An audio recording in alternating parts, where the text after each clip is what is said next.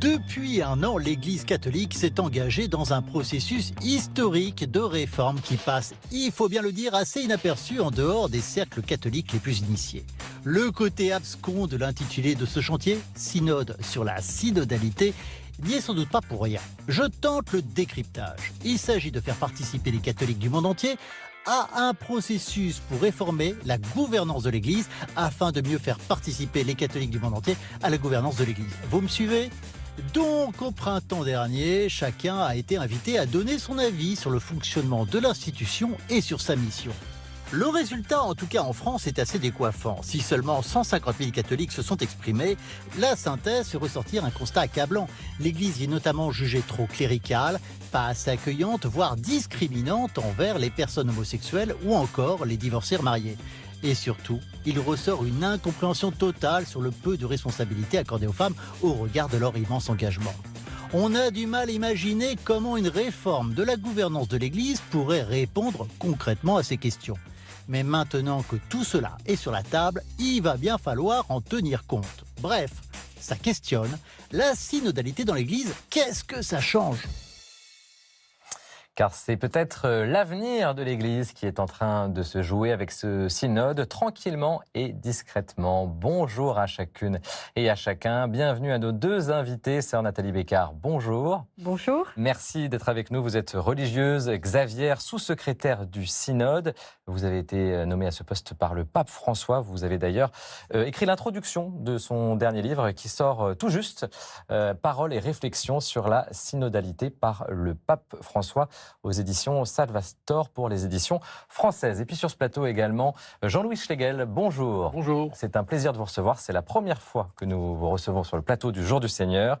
Vous êtes sociologue des religions et votre dernier livre que vous signez avec votre consoeur Danielle Hervieux-Léger, Vers l'implosion, un titre choc où vous, dans ce livre, vous parlez de l'avenir du catholicisme et de l'Église. On va en parler bien sûr. Mais j'aimerais d'abord qu'on revienne sur l'éditorial d'Éric Payet qui utilise ce mot, c'est peut-être un tournant historique, ce synode. Est-ce que c'est le cas, selon vous, sœur Nathalie Bécard? Alors, en tous les cas, c'est, je crois, vraiment un événement historique parce que c'est la première fois dans toute l'histoire de l'Église, donc plus de 2000 ans, que l'Église entière est convoquée en synode. C'est-à-dire que tous les baptisés, tous ceux qui se reconnaissent dans le chemin proposé par l'Église ou qui veulent exprimer quelque chose pour l'Église peuvent participer. Et donc, on vient d'assister à la plus grande consultation mondiale et on est vraiment dans un moment, oui, je crois, historique. Ça veut dire que chaque catholique pouvait dire ce qu'il pense de l'Église, de l'avenir, ce qu'il souhaite pour l'Église. C'est un sacré défi, en effet. Oui, et puis même au-delà de ça, en fait, l'enjeu, c'est comment on entre et on vit l'Église comme un peuple où tous ont une place, tous sont appelés à marcher ensemble, quelle que soit leur mission, qu'on soit homme ou femme, qu'on soit prêtre ou laïc. Et donc c'est ça l'enjeu, c'est vraiment d'être une Église peuple de Dieu en marche, en mouvement, au cœur du monde et pour le service du monde. En fait, le but de ce synode, c'est le service de la société, le service de notre maison commune sur la terre. Ouvert vers l'extérieur. Jean-Louis Schlegel, est-ce que c'est un tournant historique auquel on peut peut-être assister? Le tournant historique, on verra au bout du processus. Alors d'ailleurs, j'ai été frappé... Le mot processus a été redit. Je crois que c'est tout à fait important de dire que c'est un mouvement qui le pape François voudrait que l'Église se remette en route, se remette en mouvement. Après, un certain nombre de crises, et évidemment, surtout la crise des abus, qui a comme figé tout le monde dans une sorte d'effroi. Mais il y a bien d'autres questions, effectivement, autour de la gouvernance, puisque on a quand même l'impression que quelque chose est grippé. Il y a beaucoup de contestations. Il y a une Église très déchirée, très, très éclatée. D'ailleurs, je peux le dire, puisque vous avez eu l'amabilité de montrer notre livre, on avait d'abord dit l'Église éclatée, Danielle Hervieux-Léger, vers l'éclatement, quelque chose comme ça. Et on a abouti plutôt au diagnostic de c'est tellement éclaté qu'on risque d'aller vers l'implosion. On risque d'y aller s'il n'y a pas des réformes. S'il n'y a pas cette remise en mouvement de l'Église, qu'on ne fige pas totalement les positions. Alors, le point central de cette réforme, qu'est-ce que ça peut être aujourd'hui? C'est quoi le défi, l'enjeu derrière ce terme synodalité? Alors, en fait, c'est vrai que ce mot, parfois, il paraît un peu abscon. Moi, je dis, il faut prendre les 3 mots qui sont le sous-titre du synode. Communion, participation, mission. Donc, l'enjeu, c'est de tisser une plus grande unité dans l'Église, mais pour faire davantage d'unité dans le monde. Ça veut dire une église moins hiérarchisée? Voilà, c'est de se vivre l'Église d'abord dans cette horizontalité. Nous sommes tous frères et sœurs. Avant toute différence, nous avons une égale dignité comme baptisés. Et nous sommes tous appelés, c'est surtout ça le message le plus important, participation. Nous sommes tous appelés à porter le message de l'Église au monde. L'Église ne se réduit pas au pape, aux évêques et aux prêtres. L'Église, c'est nous tous.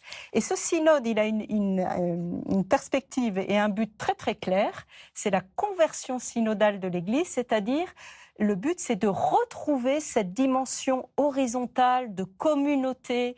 Nous sommes tous interdépendants. Il n'y a pas de pasteur sans fidèle, il n'y a pas de fidèle sans pasteur. Donc, Or, on hérite, pour tout un tas de raisons historiques, de beaucoup de siècles où on a accentué la vision pyramidale de l'Église. Le Concile Vatican II, dont on va fêter l'ouverture 60 ans après, a remis et nous a aidés à retrouver ce qui était dès l'origine de l'Église, cette perspective qu'on est d'abord une communauté, une famille, appelée à servir ensemble, comme je le dis, l'ensemble de la famille humaine. Parce qu'il y a eu une consultation, un questionnaire qui a été envoyé dans toutes les conférences épiscopales du monde. Donc tous les catholiques ont été appelés, les baptisés ont été appelés à répondre à ce questionnaire. Ce qui ressort de ces questionnaires, les réponses, ça veut dire que l'Église s'engage à les respecter ou en tout cas à en tenir compte. En tout cas, à l'entendre. Alors, ça va au-delà d'un questionnaire. Ce qui a été proposé, si vous voulez, c'est vraiment, et c'est ça qui est difficile, c'est que la synodalité et cette vision de l'Église, elle s'apprend et elle se vit par l'expérience. Ça suffit pas de remplir un questionnaire. C'est en fait la plus grande caractéristique, ce à quoi ce synode appelle, c'est d'être dans un nouveau style d'Église. Une Église de l'écoute, une Église du dialogue, de la conversation, une Église de la fraternité. Et ça, il faut l'expérimenter en étant aussi ancré dans la prière. C'est un parcours, finalement, ce synode, c'est un parcours d'écoute réciproque pour écouter ce que l'Esprit Saint dit à l'Église. Et ce qui est très clair, et que le pape François souligne, c'est qu'on s'aperçoit que pour que l'Église vive sa mission dans le monde d'aujourd'hui, avec toutes les caractéristiques qu'on connaît, les crises, la guerre, la pandémie, il n'y a pas d'autre moyen pour continuer à annoncer la bonne nouvelle de l'Évangile, qui est un message d'espérance. La vie est plus forte que la mort. Il n'y a pas d'autre moyen que d'être ce style de l'Église synodale. J'aime bien ce nouveau style d'église, en tout cas. Ça, c'est une expression importante. Est-ce que c'est ça qui évitera l'implosion, justement, Jean-Louis Schlegel? Oui, peut-être, mais alors, disons... C'est cette réponse-là que l'Église doit apporter. Oui, alors je ne veux pas être du tout le prophète de malheur, parce que je suis très d'accord avec le programme de Nathalie, je suis presque d'accord sur tous les mots. Simplement, je ne peux pas oublier que les précédents synodes ont été des déceptions. Pourquoi? Parce qu'on attend, malgré tout, il y a une démarche, il y a des discussions, il y a une participation, il y a un engagement de beaucoup. Alors il faudra voir combien quand même, parce que c'est quand même une infime minorité au total de catholiques qui s'engagent dans le processus synodal. Mais disons, chaque fois, on a été déçus pour le résultat. Alors je pense qu'une des choses qui serait attendue, je ne sais pas comment ça va se passer cette fois-ci, parce que le règlement du synode est quand même celui-là, quand le synode aura lieu, il va arriver à un résultat qu'il va transmettre au pape François. Mais c'est le pape François qui a le dernier mot. Alors dans tous les synodes précédents, c'est le pape qui va délivrer à l'Église entière le message du synode. Personnellement, je trouve que c'est le résultat brut presque du synode qu'il faudrait pouvoir donner à l'Église. C'est-à-dire que le pape ne le réécrive pas, ni le pape ni personne d'autre. Le résultat brut, Nathalie Picard, c'est intéressant ça. En fait, c'est une manière d'avancer, de changer aussi, et il de se trouve fonctionnement. Que là, j'arrive après quasiment 2 semaines, 12 jours de travail intense. Vous venez de Rome, je précise pour les téléspectateurs. À côté de Rome, avec une trentaine d'experts théologiens du monde entier, de tous les continents. Et on a pris le temps de lire et de partager nos lectures et notre écoute de toutes ces synthèses synodales. Parce que ce qui s'est passé en France, ça s'est passé passé partout. Il y a eu des remontées dans tous les pays. Voilà, dans tous les pays, y compris dans les pays, et ça m'a beaucoup touchée, qui vivent des situations extrêmement difficiles. On évoquait le Liban, Haïti, le Myanmar, l'Ukraine, la Russie. Les catholiques dans ces pays-là, malgré les grandes difficultés, ont fait le synode, se sont exprimés, et ça aboutit à la récolte qu'on a reçue au secrétariat du synode de synthèses venant de tous les pays, toutes les conférences épiscopales. Et le document qui va être bientôt publié, comme écho de toutes ces synthèses, va donner vraiment l'écho de la voix du peuple de Dieu. Et ça a été pour nous une expérience spirituelle très profonde d'écouter la voix de ces peuples, de ces catholiques du monde entier qui se sont exprimés et qui dit quelque chose de la voix de Dieu aujourd'hui sur Terre. Mais des voix qui sont parfois très différentes, voire dissonantes. Très différentes, oui, très dissonantes, même par moments. Et puis, bon, surtout, ce que forcément les observateurs critiques, on va dire, par définition, ou tout simplement parce qu'ils font attention, se posent toujours la question de ceux qui manquent. Qui manque-t-il ? Alors, sont surtout présents, on va dire, les conciliaires, disons là, peut-être même un peu après, disons la génération qui est née entre les années 40 et 80, quelque chose comme ça. Et puis, manque peut-être, disons, on peut dire, les plus jeunes dans l'Église. En termes de sociologie générale, on dirait la génération Y, X, et a fortiori Z, qui est la toute dernière depuis 2000. Quoi, Et ça a un sens justement de réformer sans cette génération-là ou pas ou comment on fait? C'est-à-dire, non, je trouve là, il y a une difficulté pour l'Église qu'on aurait peut-être pu, je ne sais pas si on aurait pu la prévoir. En tout cas, moi, elle m'apparaît quand même assez fortement. C'est-à-dire que l'aspect générationnel joue très fort dans l'Église aussi. C'est-à-dire, il y a les boomers, c'est les conciliaires. La génération suivante, c'est la génération Jean-Paul II, très, très, très longue et très forte et très diversifiée aujourd'hui. Bien ensuite les milléniums, donc les X, qui sont... On s'y perd. On ne sait pas trop où ils sont. Ils sont en pleine activité, en pleine start-up, que sais-je encore. Et puis les Z qui se taisent pour l'instant. Ils sont entre eux, en train de faire leur jeu et en train de communiquer par Internet. Je grossis vraiment. Alors voilà, c'est-à-dire, donc, nous, c'est génération conciliaire, Jean-Paul II, Benoît XVI, et puis pour l'instant, alors la question est, est-ce qu'on a une génération tradie ? Soyons les classiques, les plus classiques. Alors il y a eu quelques réactions qui semblaient quand même, je le dirais très franc, que je dirais comme je le ressens, mais je n'ai pas pu faire l'enquête, très tradie. Simplement, est-ce que ces tradis représentent les jeunes catholiques qui restent ? Moi, je pense que les jeunes catholiques, ils sont peut-être plus visibles que les autres. Par exemple, aux scouts, je pense par exemple les scouts, ils auraient peut-être des jeunes qui ne sont pas tradis, qui sont quand même encore proches de l'Église, tout en la fréquentant, peut-être de façon marginale par moment, et puis parce qu'ils préfèrent être entre eux, ça on le sait bien. Qu'est-ce qu'ils diraient ? Alors là, je me demande s'il n'aurait pas fallu être un peu plus volontariste, quoi. Mais simplement, bon, alors après, on dépend des aumôniers, des prêtres, des laïcs qui sont dans les paroisses. Est-ce qu'ils ont suscité la présence des Nathalie jeunes ? Bécard. Voilà, alors je voudrais vous répondre sur deux aspects. Rapidement, avant D'abord, les jeunes, ils se sont beaucoup exprimés pour le synode des jeunes, où l'Église s'est vraiment mise à leur écoute. J'ai eu la chance de participer à ce synode et on a vraiment entendu la voix des jeunes qui, globalement, ont fait émerger le désir d'une Église synodale. C'est dans le texte final du document. Donc ce changement-là, voilà, ça c'est acté. Et aujourd'hui, on réalise... Chez les jeunes du synode on réalise avec ce synode que, en fait, c'est pas seulement les jeunes, c'est la majorité des catholiques. Ils veulent une Église ouverte, accueillante, inclusive, hôpital de campagne, c'est quand même un appel fort. Par ailleurs, on a fait aussi, en lien avec le dicastère de la communication à Rome, il y a eu toute une énorme consultation sur Internet qui a beaucoup écouté les jeunes. Donc, et la synthèse qu'on écoute, c'est pas seulement la France. Voilà. Il y a des pays où les jeunes se sont beaucoup exprimés, même les enfants. C'est la première fois d'ailleurs dans un synode qu'on a aussi ouvert et insisté sur l'enjeu d'écouter les enfants qui font partie du peuple de Dieu. Donc c'est clair, et j'ai une formation sociologique, donc je comprends bien l'approche, mais on peut aussi croire que ce que l'Esprit Saint veut vraiment dire à l'Église, il va le dire d'une manière ou d'une autre, et que ce qui est imparfait dans un pays est temporisé, on peut dire, par ce qui s'est exprimé ailleurs. On peut le voir à l'échelle mondiale. Pour voir à l'échelle mondiale. Alors, en attendant, moi, je vous propose d'aller voir quelqu'un qui n'est un chrétien, qui n'est pas tradit pour le coup. Il s'appelle Christophe, il est diacre dans le 20e arrondissement de Paris. Et à l'image de beaucoup de chrétiens qui se sont exprimés à travers ce synode qui a débuté, eh bien, il milite, il espère en tout cas une église plus ouverte et plus accueillante, notamment sur la délicate question des divorcés remariés. Regardez, puis on en discute juste après.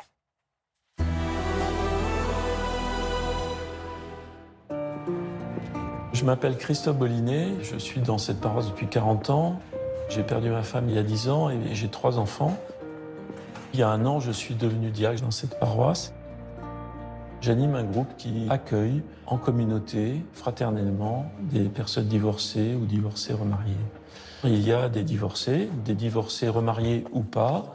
Il peut y avoir des célibataires, des gens mariés, toujours mariés.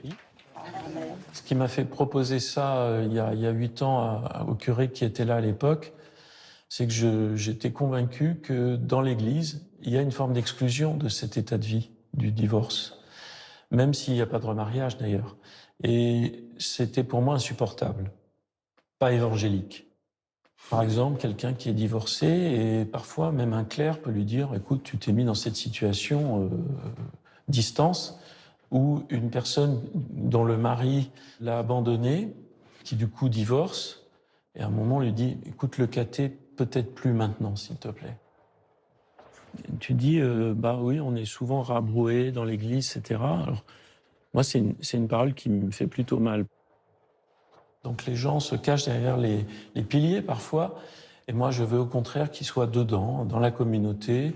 J'y trouve un élément qui me fait être en cohérence avec moi-même. Comme dit le pape, l'Église n'est pas une douane. Vous savez, la douane, c'est ce qui sépare ce qui est dedans, ce qui est dehors. Non, l'Église, c'est pas une douane, c'est ouvert, elle est en mission, elle est en conversion permanente. C'est ça qu'on essaye de faire là, sortir d'une sorte d'hypocrisie qui est de dire voilà comment tu dois être tout droit, mais personne n'est comme ça.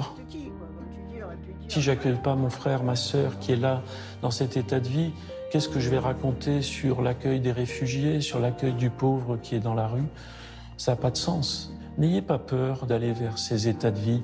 L'Évangile nous incite à aimer. Eh bien, faites-le. Très beau témoignage de Christophe. On a envie de dire c'est la fin de l'hypocrisie là, dans l'Église de demain. On a envie de plus d'authenticité. Oui, tout à fait, mais à titre personnel, je me demande si c'est le plus grand défaut de l'Église aujourd'hui. Bien sûr, il y a des contestations de cet accueil des divorcés, des homosexuels, mais il y a aussi une forte poussée pour accueillir, enfin, et même des lieux d'accueil tout à fait formidables. Hein. Oui, mais on les entend peut-être moins aussi, c'est-à-dire que c'est peut-être les plus visibles, c'est ceux qui crient souvent le plus fort aussi. Oui, c'est vrai. Non, mais je suis d'accord. Hein. Je trouve que l'accueil, c'est quelque chose, malgré tout, qu'on peut et qu'on doit toujours améliorer ou augmenter, parce que ça fait partie, pour le coup, du fondamental pour l'Église, pour une Église qui serait pleine de l'Évangile. Mais pour beaucoup de chrétiens, c'est pas suffisant ce que fait l'Église à ce niveau-là. C'est vrai, et même peut-être pour des non-chrétiens. Hein, ils trouvent que l'Église est toujours dans sa fermeture. Je suis sur un réseau social et je vois bien les injures qui fusent sur l'Église non accueillante. Hein. Enfin, ça, c'est tout à fait terrible par moments. Mais c'est vrai aussi que j'ai l'impression que les blocages sont plus forts sur des questions d'institution, quoi. Hein, mettons.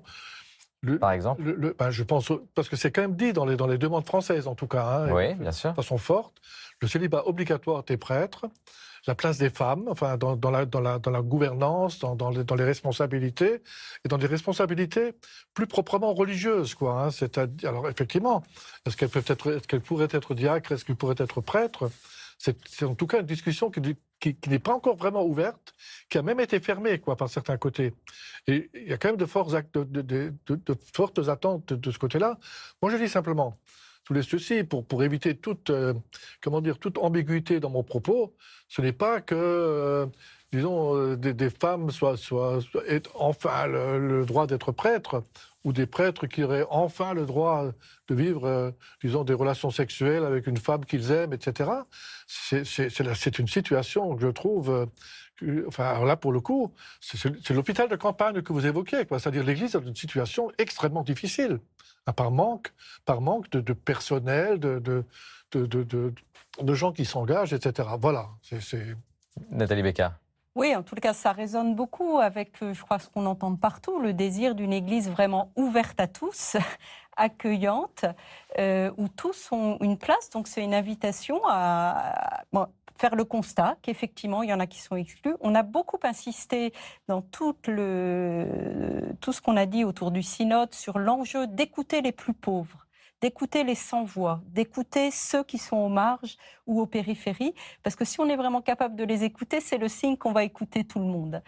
La question des femmes, elle est déjà majeure. Si vous regardez tout ce qui est sorti dans l'écoute des synodes précédents, notamment synode des jeunes et synode sur l'Amazonie, ça a été même écrit par le pape, qu'il y a un enjeu majeur dans l'Église aujourd'hui à associer davantage les femmes à la gouvernance, à les reconnaître, à leur donner des rôles plus importants. Elles sont déjà dans beaucoup d'endroits. Donc ça, c'est une question majeure qui vient de partout. Mais ce que je voudrais souligner ici, c'est que je veux dire, l'Église, elle n'est pas en dehors de la société. Et donc, ce qu'on voit aussi, c'est que les questions, les tensions, vous voyez, la question de la place des femmes, ou plutôt comment être hommes et femmes ensemble. Vous-même, vous avez un poste important aujourd'hui c'est au une Vatican. question majeure dans l'Église, mais aussi dans la société. On n'a pas fini le chemin de sortir d'un patriarcat. Tous les catholiques vont être d'accord sur ce projet-là. Moi, c'est la question. Alors, la question, c'est ça à quoi sert un synode. C'est que c'est pas tracé d'avance quel chemin on va prendre très concrètement. Voilà, du côté des ministères, c'est sur la table. Il y a une commission qui étudie la question du diaconat. Mais comment arriver à faire passer le message pour que tout le monde soit d'accord au final? Eh bien, justement, il n'y a pas d'autre chemin que de vraiment s'écouter tous, d'écouter ceux qui n'ont pas les mêmes avis, parce que c'est ça l'Église aujourd'hui. Tout le monde n'a pas les mêmes avis sur tout. Et au final, c'est trouver, parce que c'est ça que produit un synode ou un concile, à la fin, il produit un consensus. Voilà. Et donc, il faut accueillir, on le vit fortement dans tout ce qu'on écoute, il faut accueillir les tensions, la pluralité. D'ailleurs, dès l'origine, le christianisme, il a 4 évangiles qui expriment de 4 manières différentes 4 points de vue. le même message, parce qu'il est reçu par des communautés différentes. Et trouver ce sur quoi il faut vraiment du consensus, et après aussi de la diversité. On a déjà dans l'Église catholique, des prêtres mariés dans les églises orientales. Au Liban, on parlait du Liban avant le début de l'émission. Jean-Louis Schlegel, c'est aussi ça l'enjeu. Oui, tout à fait. Mais Nathalie, si je vous comprends bien, vous diriez au fond, on va y arriver. On va y arriver si on échange, si on partage des points de vue, et même des points de vue opposés, hein, on va finir par y arriver à ces réformes. Parce que malgré tout, vous ne pouvez pas nier, il me semble, enfin en tout cas, moi c'est un peu les catholiques que je rencontre, c'est que sur la question des divorcés remariés qui peuvent accéder à la communion, le synode l'avait demandé. Le pape François a dû reculer, parce qu'il y a eu des oppositions internes à l'Église très très fortes. Il y a beaucoup de choses qui se font. Je veux dire, il y a eu Amoris Laetitia a ouvert un chemin de discernement pour, en fonction des cas, et ça se vit. Il l'a ouvert tout seul en se faisant critiquer vertement par 4 cardinaux. Hein. Enfin, bon. Oui, mais je veux dire, les oppositions font partie du chemin. Moi, si vous voulez, j'y crois. Pourquoi ? Après, c'est un acte de foi. C'est-à-dire que si vraiment on croit que c'est l'Esprit Saint qui demande à l'Église d'avancer sur ce chemin-là, il va nous donner les moyens de trouver. Et la bonne nouvelle que j'ai envie de partager, c'est que tous ceux de par le monde qui ont expérimenté cette écoute synodale dans le respect, comme la conversation qu'on essaye d'avoir ici, ça a produit de la joie et ils veulent continuer. Donc quelque chose est déjà en route, quelque chose a déjà changé et va continuer à produire du fruit. Jean-Louis Schlegel, pour conclure, rapidement. Oui, non, mais je vois bien ce que Nathalie veut dire, mais je reste un peu sceptique, parce que je trouve... Il y a quand même des structures fondamentales. Je vais en évoquer une, mettons. Vraiment pour conclure en quelques secondes. Le pape François est arrivé peut-être, à quelle échéance, à la fin de son mandat. Qui va lui succéder ? Il peut lui succéder un pape qui sera totalement à l'opposé de ce que nous estimons chez le pape François. Autrement dit, alors est-ce que c'est le Saint-Esprit qui fera le travail ? Je n'en sais rien. Moi, je crois qu'il faut poser un acte de confiance que l'Église, elle a traversé des tas de crises. une forme d'église est en train, et tout le monde dénonce le cléricalisme, une forme d'église est en train de mourir, entre guillemets, une autre forme d'église est en train d'émerger, et c'est pas tracé d'avance. Voilà, donc c'est pas facile, Merci. mais moi j'ai une profonde confiance. Merci, ce seront les mots de la fin. Merci Nathalie Bécard. Mais l'émission ne se termine pas, hein. Restez avec nous puisqu'on passe à la culture avec Constance de Bonaventure. Bonjour Constance, merci à tous les deux, Nathalie Bécard et Jean-Louis Schlegel. On va maintenant vous entendre. Oui, bonjour vous allez David, nous bonjour conseiller quelques bonnes trouvailles culturelles. Et on démarre ce matin par une exposition du peintre Mathurin Méheut. Voilà, Mathurin Méheut, arpenteur de la Bretagne. Alors Mathurin Méheut, pour ceux qui ne le connaissent pas, c'est un peintre et dessinateur breton qui est mort en 1958 et il a consacré en fait l'essentiel de sa vie artistique à la Bretagne pieuse et travailleuse du début du XXe siècle. Alors on va commencer par regarder une présentation animée de cette exposition.